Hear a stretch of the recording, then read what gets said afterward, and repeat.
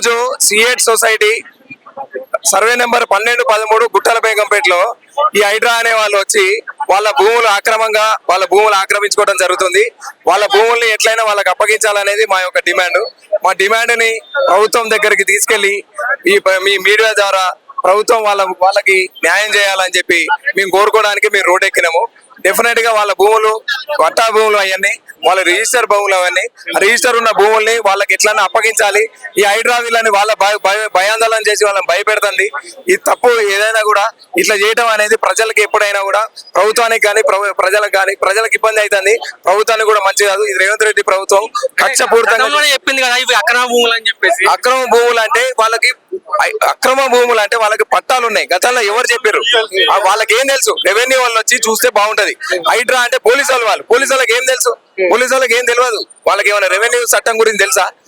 ఎక్కడి నుంచి వచ్చింది భూమి, ఎవరిది ఈ భూమి? ఎక్కడి నుంచో చీఫ్ జస్టిస్ ఆవుల సాంబశివరావు గారి దగ్గర నుంచి ఆయన దగ్గర నుంచి వచ్చిన భూములు ఇవన్నీ. ఆ భూములు ఆయన ఉన్నప్పుడు పట్టా భూములు ఉన్నాయి.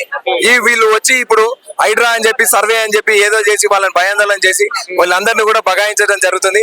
ఇది రేవంత్ రెడ్డికి మంచిది కాదు. ఈ ప్రభుత్వం ఎప్పుడైనా కూడా ఈ కక్షపూరితమైన చర్యలు తీసుకుంటుంది. ప్రజలు ఎప్పటికైనా కూడా దీన్ని తిరస్కరిస్తారు. ఇది మంచి పద్ధతి కాదు. వాళ్ళ భూములు వాళ్ళకి ఎమ్మటే అప్పగించాలనేది మా డిమాండ్.